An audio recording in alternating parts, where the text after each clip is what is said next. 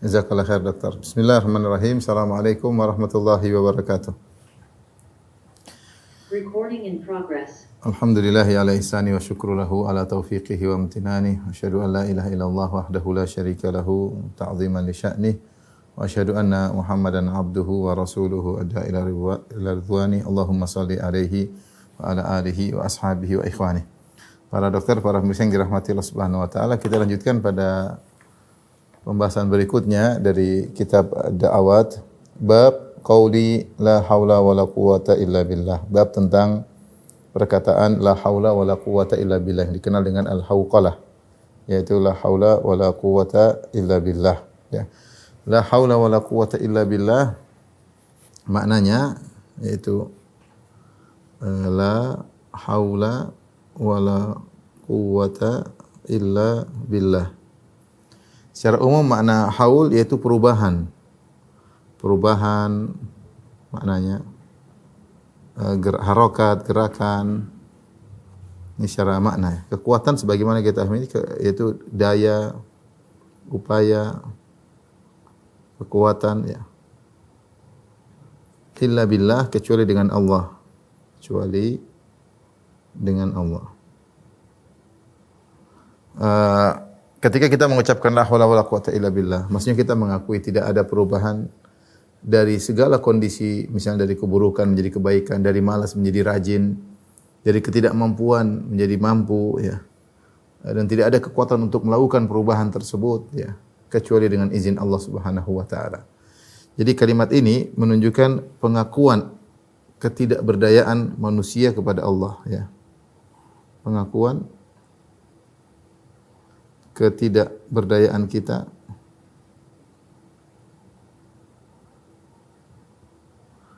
kepada Allah. Kepada Allah. Oleh karenanya dan sebagian ulama mengatakan bahwasanya ini bukan mencakup dalam masalah menjalankan ketaatan atau meninggalkan maksiat.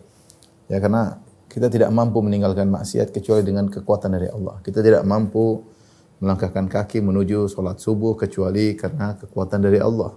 Kita tidak mampu untuk sembuh dari penyakit menuju sehat kecuali dengan Allah Subhanahu wa taala, ya. Kita tidak mampu untuk menjadi lebih baik, bertambah ilmu kecuali dengan izin Allah Subhanahu wa taala. Tidak ada perubahan apapun kecuali dengan izin Allah. Tidak ada kekuatan apapun kecuali dengan izin Allah Subhanahu wa taala. Bahkan sebagian ulama ada yang mengatakan ini mencakup keseluruhan segala gerakan di langit, gerakan di bumi, semua dengan kekuatan dari Allah Subhanahu wa taala. Tapi terkait dengan kita, yaitu kita mengucapkan hal ini untuk menunjukkan ketidakmampuan kita dalam melakukan sesuatu. Makanya kalimat la haula wala quwata illa billah ini disebut dengan kalimat al-isti'anah. Ya, itu minta pertolongan. Minta pertolongan kepada Allah. Dengan mengakui kekurangan kita, dengan mengakui kelemahan kita. Makanya di antara kita baca la haula wala quwata illa billah ketika mendengar azan dikumandangkan, ya. Ketika dikatakan hayya 'alas shalah, marilah salat, kita bilang la haula wala quwata illa billah. Hayya 'alal falah, marilah menuju ke kemenangan yang hakiki, maka kita mengatakan la haula wala quwata illa billah. Itu kita minta tolong ya Allah agar kita bisa bangkit untuk berangkat menuju ke masjid, agar kita bisa bangun berangkat menuju ke masjid. Makanya para ulama berselisih tentang ketika kita mendengar dalam salat subuh dikatakan as-salatu khairum minan naum, salat lebih baik daripada tidur. Ada disebut shadaqta wa bararta, namun riwayatnya tidak sahih, ya. Sehingga sebenarnya mengatakan ketika kita mendengar as-salatu khairum minan naum, ada yang mengatakan kita mengulangi as-salatu khairum minan naum, karena keumuman hadis di mana Rasulullah mengatakan idza sami'tumul muadzin faqulu mithla ma yaqul muadzin. Kalau kalian mendengar ucapan muadzin maka ucapkanlah seperti yang diucapkan oleh muadzin. Kita bilang muadzin bilang Allahu akbar, kita ikut Allahu akbar, asyhadu an la ilaha illallah, kita ikut juga. Kecuali hayya 'alas shalah, hayya 'alal falah, maka datang kita ucapkan la haula wala quwata illa billah. Nah, ketika as-salatu khairun minan naum maka khilaf di kalangan para ulama. Ada yang mengatakan kita mengucapkan seperti yang dikatakan muadzin, as-salatu khairun minan naum, salat lebih baik daripada tidur, yaitu salat subuh lebih baik daripada tidur. Dan sebagian mengatakan kita menganalogikan dengan hayya 'alas shalah hayya 'alal falah. Agar kita bisa bangun dari tidur kita, kita juga mengatakan la haula wala quwata illa billah. Intinya kita ucapkan kalimat tersebut untuk isti'anah agar kita bisa kuat menjalankan apa yang kita lakukan. Oleh karenanya ketika kita melakukan satu kegiatan dan kita merasa lemah, kita bilang la haula wala quwata illa billah agar kita kuat. Ketika kita ingin melakukan satu ketaatan, agar kita kuat melakukan ketaatan tersebut, kita bilang la haula wala quwata illa billah. Syekh Muhammad bin Shalih Al-Utsaimin rahimahullahu taala menyebutkan di antara kesalahan penggunaan la haula wala quwata illa billah adalah kalimat ini al-hawqalah digunakan sebagai kalimat al-istirja. Seperti makna inna lillahi wa inna ilaihi raji'un. Itu ketika terkena musibah dia mengatakan la haula wala quwata illa billah. Kata beliau kurang tepat hal ini. Kalau terkena musibah, kita mengucapkan kalimat al-istirja, yaitu mengembalikan segala perkara kepada Allah. Kita mengatakan inna lillahi wa inna ilaihi raji'un. Adapun la haula wala quwata illa billah adalah kalimat al-isti'anah, yaitu kalimat untuk minta tolong kepada Allah. Maka kalau kita merasa tidak kuat atau kita butuh pertolongan, kita bilang la haula wala quwata illa billah. Itu tawakal kepada Allah Subhanahu wa taala. Para ulama menyebutkan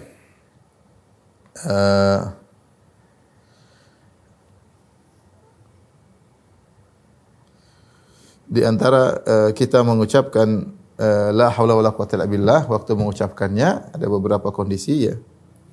Waktu mengucapkan kapan disunahkan mengucapkan ini hauqala la haula wala quwata illa billah. Di antaranya tadi ketika mendengar azan tadi, ketika mendengar azan. Ya, tadi kita sudah sebutkan ketika hayya 'alas shalah, hayya 'alal falah, kemudian juga ketika as-salatu khairun naum sebagaimana pendapat sebagian ulama. Kemudian yang kedua di antara disebutkan ketika terjaga di malam hari. Terjaga di malam hari. Dalam hadis ya. Saya bacakan hadisnya dari Ubadah ibn Samit radhiyallahu anhu, beliau berkata Rasulullah SAW bersabda, "Man ta'arra minal lail," siapa yang terjaga di malam hari, faqala la ilaha illallah wahdahu la syarikalah, lahul mulku wa lahul hamdu wa huwa ala kulli syai'in qadir. Alhamdulillah wa subhanallah wa la ilaha illallah, Allahu akbar, wa la haula wa la quwata illa billah. Ya. Dia ucapkan zikir. Di antara zikir tersebut adalah la haula wala quwata illa billah. Jadi siapa yang bangun di tengah malam dia zikir ini. La ilaha illallah syarikalah lahul mulku wa lahul hamdu wa la kulli syai'in qadir. Kemudian ditambah alhamdulillah wa subhanallah wa la ilaha illallah wallahu akbar wa la haula quwata illa billah. Ya, seperti zikir yang biasa kita baca. Kemudian kita berdoa Allah maghfirli atau kita berdoa yang kita kehendaki. Ini sehingga disunahkan ketika kita terjaga di malam hari baca zikir tersebut. La ilaha illallah wahdahu la syarikalah lahul mulku wa lahul hamdu wa la kulli syai'in qadir. Kemudian kita tambah alhamdulillah, subhanallah, wa la ilaha illallah, wallahu akbar, wa la haula wa quwata illa billah. Baru kita istighfar. Kemudian di antaranya juga di antaranya disunahkan kita membaca ketika keluar dari rumah. Keluar dari rumah. Ya, kita mengatakan bismillahi tawakkaltu 'ala Allah la haula wa la quwata illa billah ya. Doa yang insyaallah sudah pada dihafal oleh kawan-kawan. Kemudian juga setelah salat. Setelah salat ini waktu yang dianjurkan. Setelah salat dari Abu Zubair qala kana Ibnu Zubair adalah Ibnu Zubair yaqulu fi duburi kulli salatin hina yusallim la ilaha illallah. Ibnu Zubair ketika habis salam assalamualaikum dia baca la ilaha illallah la syarika lahu mulku wa la kulli syai'in qadir la haula wala quwata illa billah. Ya, sebagaimana zikir yang sering kita baca ya. Kemudian Ibnu Zubair berkata, "Kana Rasulullah sallam yuhallilu bihinna dubura kulli salat." Rasulullah SAW mengucapkan hal ini ketika setelah salat, hadis riwayat Muslim. Ini waktu khusus ya, waktu dianjurkan. Dan secara umum boleh kita mengucapnya setiap saat. Boleh secara umum mengucapkannya kapan saja.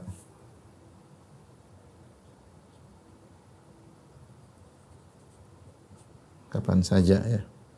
Boleh kita zikir la haula wala quwata illa billah, la haula wala quwata illa billah. Alhamdulillah, subhanallah, wa la ilaha illallah, Allahu akbar, wa la haula wala quwata illa billah. Boleh, ya boleh karena ada keutamaannya. Kita boleh mengucapkannya kapan saja, tidak jadi masalah, terutama ketika kita untuk isti'anah kepada Allah Subhanahu wa taala sebagaimana dijelaskan oleh Syekh Muhammad bin Shalih Al-Utsaimin rahimahullahu taala. Tapi kita bacakan hadisnya. Imam Al-Bukhari berkata qala hadatsana Muhammad bin Muqatil Abul Hasan, hadatsana Muhammad bin Qatil Abul Hasan qala akhbarana Abdullah qala akhbarana Sulaiman At-Taimi an Abi Uthman an Abi Musa Al-Asy'ari, ya Abdullah bin Qais radhiyallahu taala anhu qala akhadha Nabi sallallahu alaihi wasallam fi aqabatin aw qala fi thaniyatin. Rasulullah sallallahu menempuh jalan di Aqabah, itu tempat yang agak tinggi, aw thaniyatin tempat yang agak tinggi. Qala falamma ala 'alaiha, tatkala Rasulullah sallallahu naik di atas tempat yang tinggi tersebut, rajulun nada farafa'a sautahu, ada seorang berbicara dengan suara yang tinggi. Dia menyeru dengan suara yang tinggi. Dia berkata, la ilaha illallah, Allahu akbar. Ini sepertinya mereka sedang safar. Maka ada yang berkata ketika sampai tempat yang tinggi, dan disunahkan ketika tempat tinggi untuk bertakbir. Maka di antara zikir dia berkata la ilaha illallah, Allahu akbar. Maka Rasulullah sallallahu alaihi wasallam ala baglatihi, maka Rasulullah sallallahu langsung menegurnya. Dan Rasulullah SAW sedang berada di atas begolnya. Begol itu adalah hewan yang merupakan persilangan antara kuda dan himar. Dia lebih besar daripada himar, daripada dongki, tapi dia lebih kecil daripada kuda. Qala fa innakum la tad'una as-samma wala ghaiban. Sungguhnya kalian tidak sedang menyeru kepada zat yang tuli maupun gaib, ya. Dalam riwayat yang lain kata Rasulullah, arbi'u ala anfusikum, yaitu jangan pelan-pelan. Rasulullah sebutkan suruh zikir pelan-pelan, ya. Ya, sungguhnya kalian tidak sedang berdoa kepada zat yang tuli maupun yang gaib. Ya. Tsumma qala, kemudian Rasulullah berkata, ya Aba Musa, atau ya Abdullah, wahai Abu Musa, namanya Abdullah bin Qais, wahai Abdullah, ala adulluka ala kalimatin min kanzil jannah, maukah aku tunjukkan kepada engkau tentang satu kalimat yang merupakan kanz. Kanz kan harta yang disimpan yang untuk dimanfaatkan di kemudian hari, namanya kanz. Harta yang disimpan untuk dimanfaatkan di kemudian hari. Kanzul jannah, yaitu kanznya surga. Maukah aku tunjukkan kalimat yang merupakan kanz atau harta yang tersimpan di surga? Qultu bala, aku berkata tentu ya Rasulullah. Qala la haula wala quwata illa billah. Ya, ucapkanlah la haula wala quwata illa billah. Baik. Di sini kita mengambil faedah, di antaranya disunnahkan hukum asalnya kita berzikir dengan suara yang lirih, hukum asal. Kita kecuali ada sunnah-sunnah yang menunjukkan zikir dikeraskan. Karena Rasulullah SAW menegur orang ini ketika dia berzikir dengan suara yang keras, kata Rasulullah SAW, arbi ala anfusikum, yaitu jangan memberatkan diri kalian, itu ucapkanlah dengan pelan. Kenapa? Karena Allah Maha mendengar, ya. Di sini Rasulullah mengatakan sungguhnya kalian tidak mendengar al-asam yang tuli. Dan kita tahu dalam kaidah ilmu tauhid asma wa sifat, kalau ada penafian sifat dari Allah, maka kita menetapkan lawannya yang sempurna. Ya, misalnya Allah mengatakan la ta'khudhuhu sinatu wala naum. Allah tidak ngantuk, tidak tidur, berarti Allah Maha terjaga. Ya, seperti itu, berarti Allah Maha terjaga. Seperti ini Allah asam, Allah tidak asam, Allah tidak tuli, berarti Allah Maha mendengar. Maha mendengar. Dan pendengaran Allah sempurna, tidak seperti kita terkadang ada ketulian. Pendengaran kita terkadang kita dengar lirih, terkadang sudah semakin jauh kita enggak dengar sama sekali, terkadang kita sudah tua mulai budek, terkadang kita dengar menggema, ada sedikit ketulian yang kita tidak sempurna pendengaran kita. Tapi kalau Allah Maha mendengar, Allah Maha mendengar, makanya ketika Rasulullah mengatakan wa kana Allah sami'an basira, sungguhnya Allah Maha mendengar lagi Maha melihat, maka Rasulullah beri isyarat kepada telinganya dan matanya dalam hadis yang sahih untuk menunjukkan bahwasanya Allah benar-benar mendengar. Tapi pendengaran Allah tidak sama seperti pendengaran kita yang masih tercampur dengan ketulian sedikit, ya. Ya, terkadang tuli sempurna, jika sudah sangat jauh kita enggak dengar sama sekali karena frekuensi yang bisa kita dengar ada intervalnya. Terlalu tinggi kita enggak bisa dengar, terlalu rendah kita enggak bisa dengar, terlalu jauh kita enggak bisa dengar. Wala ghaiban, demikian juga kalian tidak sedang menyeru zat yang gaib, yaitu Allah Subhanahu wa taala, maksudnya selalu hadir dekat dengan orang-orang yang berzikir kepada Allah Subhanahu wa taala. Ya. Kemudian setelah itu Rasulullah SAW ini menunjukkan bahwasanya hukum asal kita berzikir enggak usah kuat-kuat karena Allah Maha mendengar, ya. Enggak usah kuat-kuat, Allah Maha mendengar. Kecuali zikir-zikir yang dianjurkan dengan dikeraskan seperti takbir tadi, seperti adzan, seperti misalnya ketika haji talbiyah, maka dianjurkan keras seperti takbir ketika Idul Fitri, Idul Adha, ya. Hukum asalnya kita zikir tidak usah keras-keras, cukup lirih karena Allah Maha mendengar. Kemudian Rasulullah SAW mengajarkan kebaikan kepada Abu Musa al-Asy'ari. Beliau berkata, "Maka aku tunjukkan kepada engkau satu kalimat yang merupakan kanz al-jannah." Karena tadi saya katakan harta yang disimpan untuk dimanfaatkan di kemudian hari. Maksudnya, maukah aku tunjukkan sebab untuk masuk surga? Maukah aku tunjukkan suatu kalimat yang merupakan sebab untuk masuk surga, yaitu la haula wala quwwata illa billah. Ini dalil bahwasanya kita dianjurkan untuk mengucapkan zikir ini la haula wala quwwata illa billah kapan saja kita la haula wala quwwata illa billah sambil kita memahami maknanya. Tidak ada daya, tidak ada upaya kecuali dengan Engkau ya Allah, dengan izin-Mu. Agar kita tidak ujub, agar tidak sombong. Kita tahu bahwasanya segala keberhasilan kita dari izin Allah Subhanahu wa taala. Kita tidak mampu untuk sembuh dari penyakit menuju sehat kecuali dengan kita tidak mampu mengobati orang dari sembuh menjadi sakit kecuali dengan izin Allah Subhanahu wa taala. Kita tidak mampu untuk hadir di pengajian kecuali dengan izin Allah. Kita tidak mampu untuk melangkahkan kaki menuju masjid kecuali dengan Allah Subhanahu wa taala. Kita tidak mampu untuk mendidik anak istri kecuali dengan izin Allah Subhanahu wa taala. Ini merupakan kalimatul isti'anah. Kalau kita merasa berat, kita bilang la haula wala quwwata illa billah. Niscaya Allah akan berikan kekuatan kepada kita untuk bisa melaksanakan ketaatan yang ingin kita kerjakan. Atau ketika kita berusaha untuk meninggalkan yang haram, kita bilang la haula wala quwwata illa billah. Yaitu, ya Allah kuatkanlah aku untuk bisa meninggalkan perkara haram tersebut. Ini hadis terkait dengan la haula wala quwwata illa billah. Kemudian kita lanjutkan bab berikutnya.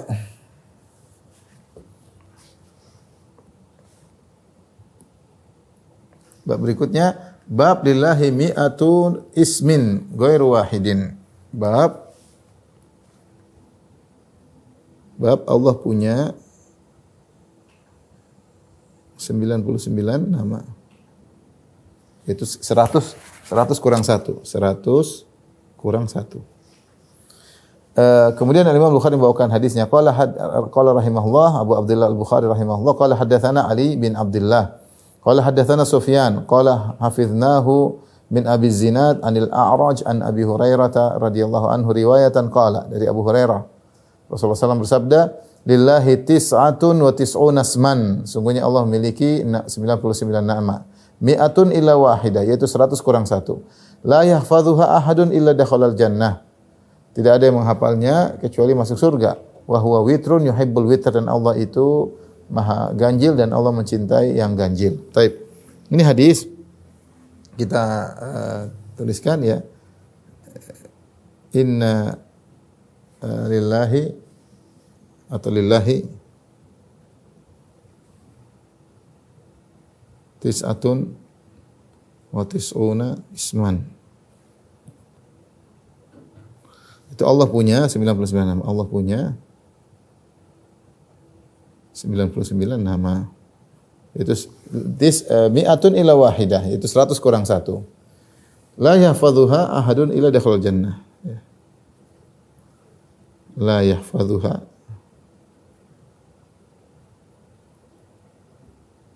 illa dakhalal jannah. Tidak seorang pun menghafalnya kecuali masuk surga.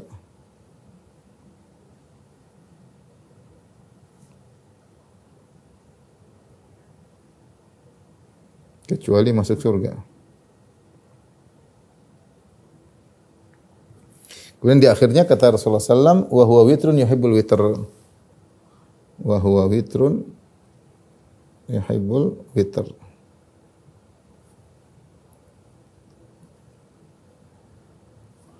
Allah ganjil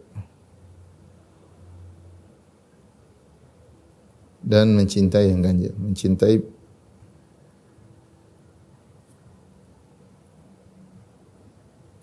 Baik. Yang pertama kita bahas, sungguhnya Allah memiliki 99 nama. Hadis ini diriwayatkan dari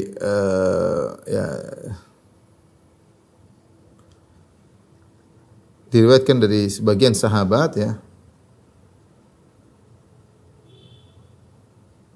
Sebentar.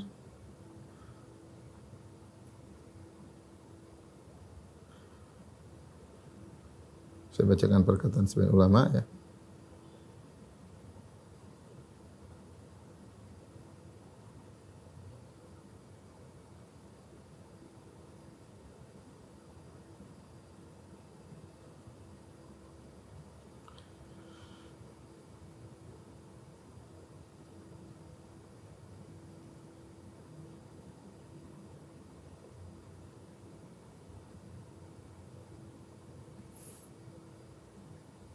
Intinya hadis ini datang dari sebagian sahabat, ya saya lupa taruh di mana tadi ya.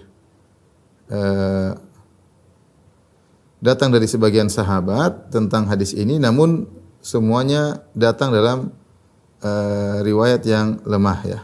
Kecuali dari Abu Hurairah radhiyallahu taala anhu. Kecuali dari Abu Hurairah radhiyallahu taala anhu. Kemudian dari Abu Hurairah radhiyallahu anhu datang juga sebagian riwayat-riwayat yang kemudian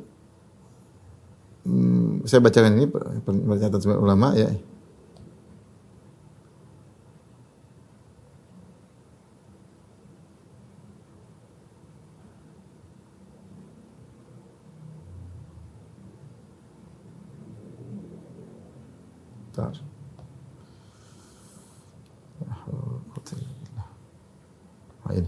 perkataan Syekh masyhur Hasan Salman, beliau berkata, "Hadzal hadits waridun an jam'in min ashabi Rasulullah sallallahu alaihi wasallam." Itu datang dari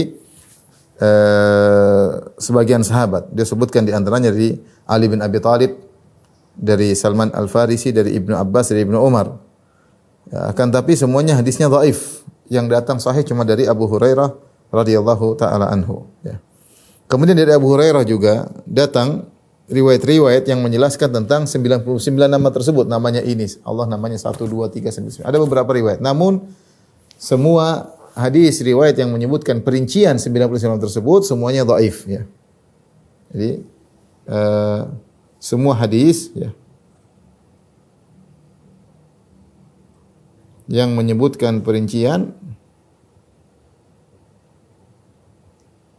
99 nama tersebut semuanya dhaif. Dhaif sehingga tidak bisa dijadikan hujjah. Yang jelas Allah menyebutkan 99 nama, adapun sebagian yang perincian maka dhaif. Ilahnya banyak. Disebut Ibnu Hajar dalam Fathul Bari ya, disebut karena di situ yang meriwayatkan datang dari riwayat Al-Walid bin Muslim. Walid bin Muslim mudallis tadlis. Kemudian juga ikhtilaf ya. Ikhtilaf terkadang riwayatnya begini digandingkan dengan jalur yang lain kok namanya beda-beda. Ini sebab yang kedua. Pertama, Al-Walid bin Muslim sendiri mudallis dan bermasalah. Kemudian yang kedua, dilihat dari sebagian riwayat nama-namanya ini dibandingkan yang lain ternyata banyak perbedaan sehingga dikatakan hadisnya muttarib, yaitu banyak perbedaan. Sehingga goyang dan dikatakan hadis dhaif. Yang ketiga kata Ibnu Hajar, ihtimal idraj, bisa jadi 99 nama itu disampaikan oleh perawi di bawah yang kemudian berusaha menafsirkan, dia sebutkan sendiri. Sehingga intinya perincian tentang 99 nama tersebut adalah dhaif. Ini bahasan yang pertama. Bahasan yang kedua ya. Nama Allah tidak terbatas pada 99 nama saja, tidak terbatas ya. Nama Allah itu lebih daripada itu ya. Tapi maksud hadis ini, Allah punya 99 nama yang siapa yang menghafalnya masuk surga. Seperti misalnya saya punya 1000 apel. Saya bilang saya punya 100 apel yang warnanya merah misalnya ya. Bukan berarti saya punya apel cuma 100, tapi 100 itu saya disifati dengan warna merah. Saya punya apel yang lain mungkin warna hijau, mungkin warnanya ungu. Tapi saya bilang saya punya 100 apel yang warnanya merah. Bukan berarti saya punya apel cuma 100. Enggak, saya punya apel banyak. Cuma apel yang warna merah cuma ada 100. Sebenarnya juga maksud kata para ulama, nama Allah banyak. Lebih daripada itu. Tetapi Allah mengkhususkan di antara nama-nama Allah yang banyak tersebut ada 99 nama yang spesial. Siapa yang menguasainya maka akan masuk surga. Ada yang mengatakan nama Allah sampai 4.000, ada yang sampai 5.000, tapi semua tidak ada dalilnya. Kita hanya dapat dalil bahwasanya nama Allah tidak terbatas pada 99, di antaranya seperti hadis doa untuk menghilangkan kesedihan, di mana Nabi SAW berkata, "As'aluka bikulli ismin huwa lak." Ya Allah, aku mohon kepada Engkau dengan semua namamu. Sammaita bihi nafsak, yang Engkau menamakan dirimu dengan nama tersebut. Au anzaltahu fi kitabik, yaitu yang Kau turunkan dalam Al-Qur'an. Au 'allamtahu ahadan min khalqik, dan juga nama-nama yang Kau ajarkan kepada hambamu, itu kepada Nabi SAW. Au ista'tharta bihi fi ilmil ghaibi indak, atau nama-nama yang Kau sembunyikan dalam ilmu gaibmu. Jadi di sini Nabi menyebutkan nama Allah itu semua Allah yang namakan dirinya sendiri, bukan orang lain, bukan zatnya. Allah namakan dirinya sendiri. Allah ada yang Allah letakkan di Al-Qur'an nama-nama tersebut. Ada yang Allah ajarkan kepada Nabi Muhammad SAW. Ada yang Allah simpan dalam ilmu gaibnya. Menunjukkan bahwasanya kalaupun kita mengumpulkan seluruh nama Allah dari Al-Qur'an maupun sunnah pun belum lengkap. Karena ada nama-nama Allah yang Allah simpan sendiri. Demikian juga di antara dalil bahwasanya nama Allah lebih daripada 99. Rasulullah SAW ketika di padang mahsyar, Rasulullah SAW sujud, kemudian Rasulullah SAW memuji Allah. Rasulullah mengatakan, fatuftahu alayya min mahamid la uhsinuhal an. Rasulullah sujud di padang mahsyar di hari kiamat kelak, kemudian Rasulullah puji-puji Allah dengan pujian-pujian yang kata Nabi, sekarang saya belum tahu. Nanti Allah akan ajarkan saya memuji Allah dengan pujian-pujian tersebut. Dan kita tahu, Nabi kalau memuji Allah dengan nama-nama dan sifat-sifatnya. Berarti ada nama-nama dan sifat-sifat yang Nabi belum tahu.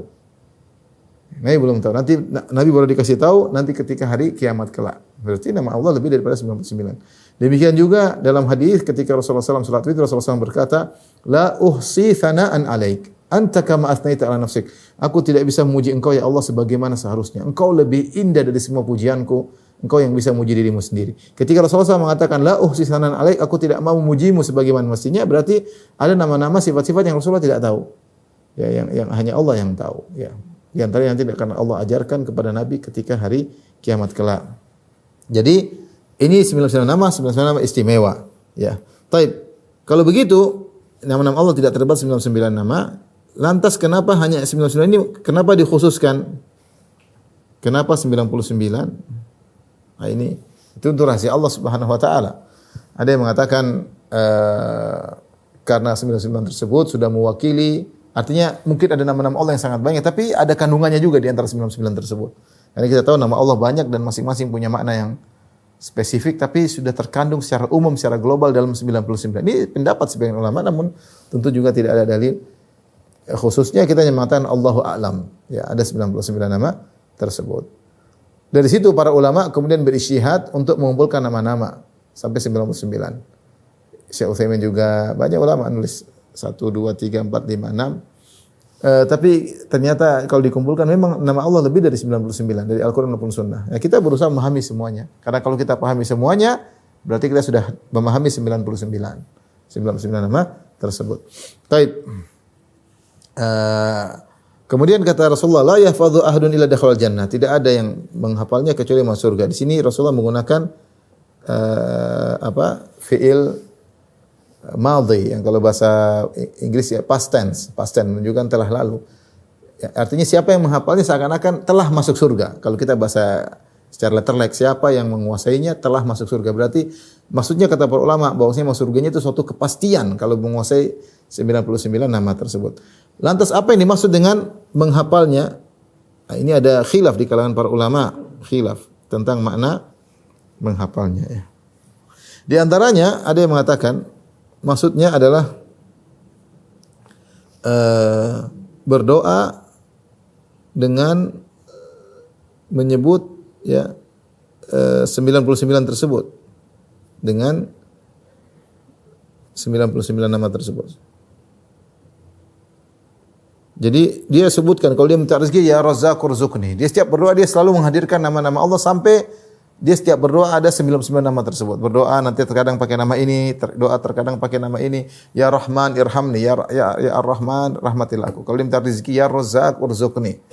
Ya kalau dia ingin minta tolong ya Qawi, ya unsurni ya Allah yang Maha Kuat, tolonglah aku misalnya. Seperti itu dia selalu berdoa sampai dia mencakup seluruh nama-nama tersebut. Ini pendapat. Pendapat yang lebih ringan sekedar menghafal. Sekedar menghafal tentunya dengan memahami maknanya. Ya, menghafal maka sudah bisa masuk surga. Ini pendapat yang paling ringan karena dalam riwayat la yahfadhuha, tidak ada yang menghafalnya. Tidak ada yang menghafalnya. Hifz bisa artinya hafal, bisa artinya menjaga ya. Ada yang mengatakan cukup menghafal, kita tahu maknanya secara global kita masuk surga. Ini motivasi agar orang memahami apa makna-makna 99 nama tersebut ya. Kemudian ada yang mengatakan maksudnya adalah menjalankan, ini pendapat agak berat, menjalankan konsekuensi seluruh nama tersebut. Maksudnya kalau kita baca ya Razzaq itu kita meyakini bahwasanya yang beri rezeki hanyalah Allah.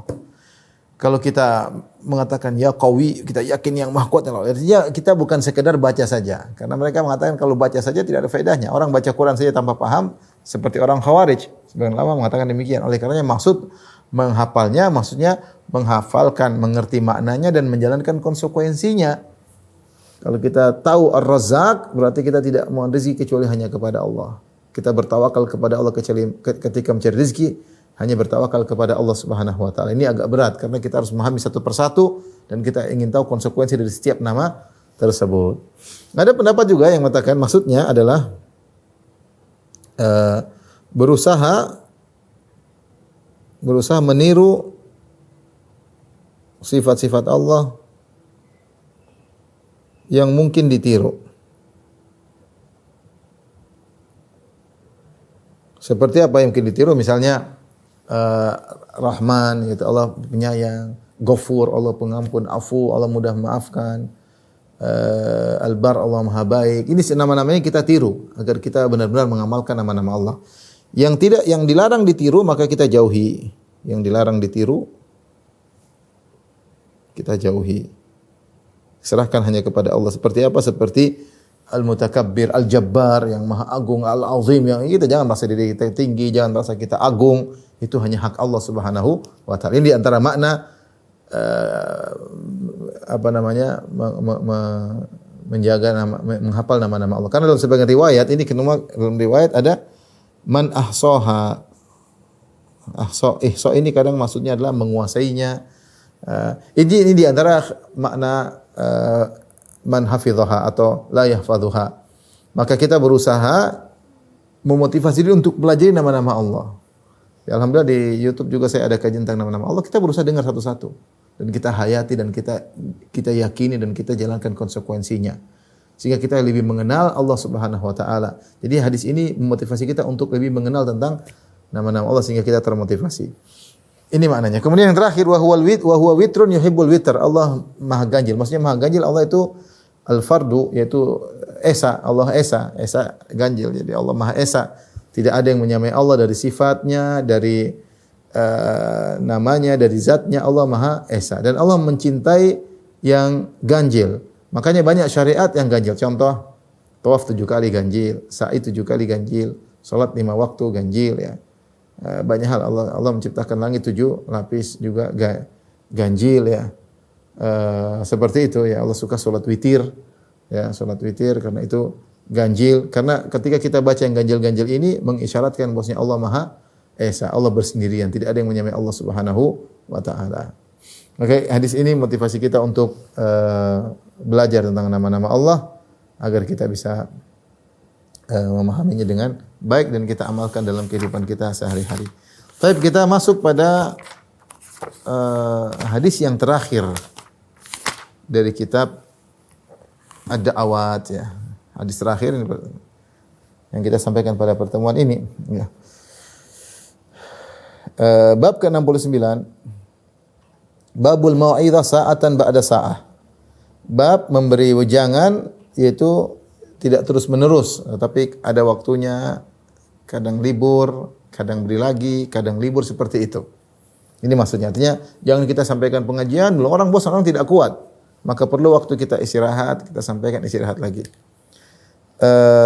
Al-Imam Al-Bukhari membawakan hadisnya, beliau berkata, qala haddatsana Umar bin Hafs, qala haddatsana Abi, qala haddatsana Al-A'mash, qala haddatsani Syaqiq, qala kunna nantadhiru Abdullah idh ja'a Yazid bin Muawiyah. Kami sedang menanti kedatangan Abdullah, itu Abdullah bin Mas'ud.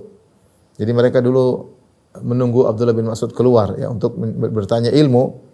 Mereka menghormati guru mereka, mereka menanti keluarnya Abdullah bin Mas'ud untuk ditanya tentang ilmu. Idh ja'a Yazid bin Muawiyah. Tiba-tiba datang Yazid bin Muawiyah, seorang tabi'in di antara murid-murid Ibnu Mas'ud. Qultu, maka aku berkata, Syaqiq berkata, ala tajlis, tidakkah kau duduk bersama kami? Itu menunggu keluarnya Abdullah bin Mas'ud. Qala la, tidak. Lakin adkhul, aku akan masuk. Fa ukhriju ilaikum sahibakum. Kata dia, saya akan masuk ke dalam rumah Ibnu Mas'ud. Aku akan mengeluarkan Ibnu Mas'ud dari rumahnya untuk bertemu dengan kalian. Wa illa ji'tu ana fajalastu. Kalau tidak bisa, maka aku akan datang, aku duduk bersama kalian.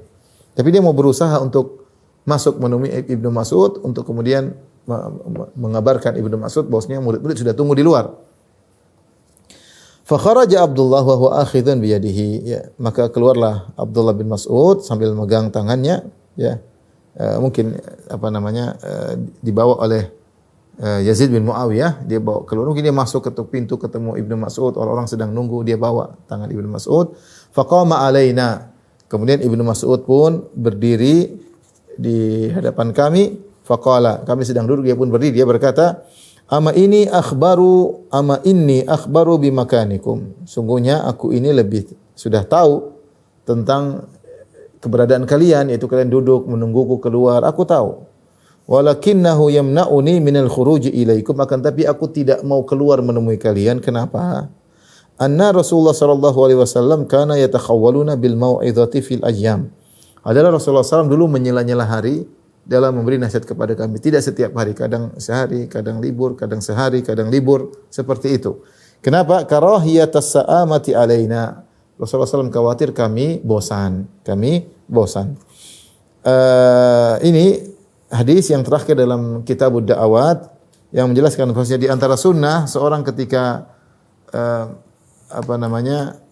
menyampaikan pengajian, maka dia harus lihat situasi audiens, bukan selalu nyampaikan karena audiens punya kemampuan untuk menangkap dan juga tidak terus-terusan. Beda kalau di pondok ya tiap hari ngaji karena memang mereka sedang dipersiapkan untuk menjadi seorang dai.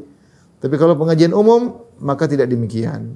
Ya, ada pengajian, ada waktunya libur, ada waktunya kadang panjang, kadang disampaikan dengan pendek, tergantung situasi audiens.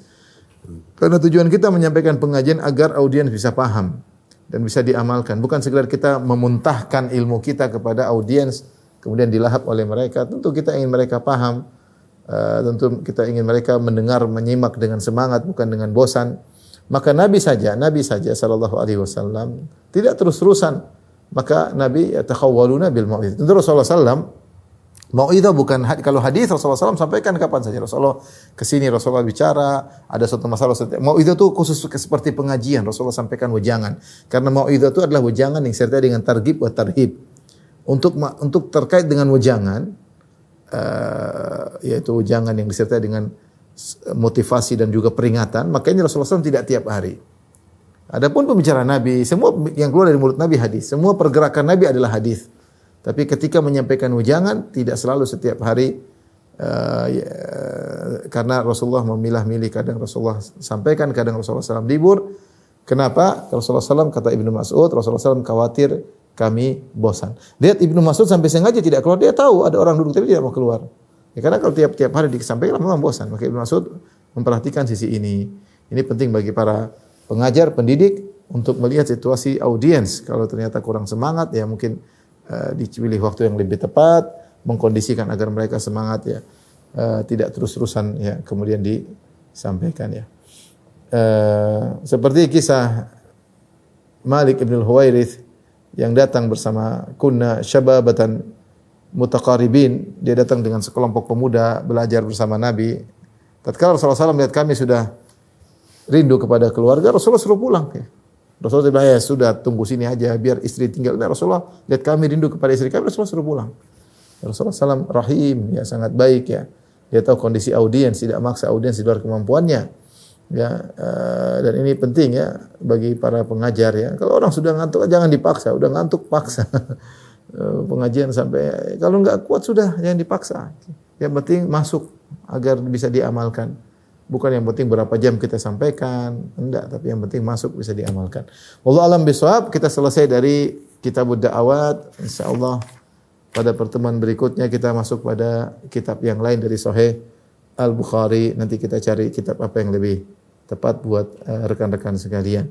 Dengan demikian kita selesai dari kitab Ad-Da'awat dari Sahih Al-Bukhari. Insyaallah kita lanjutkan pada kitab yang lain biidznillah taala. Wabillahi taufiq wal hidayah. Assalamualaikum warahmatullahi wabarakatuh.